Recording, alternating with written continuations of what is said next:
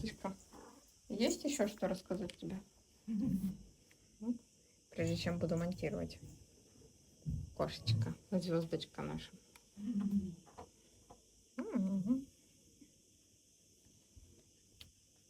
Сердечная.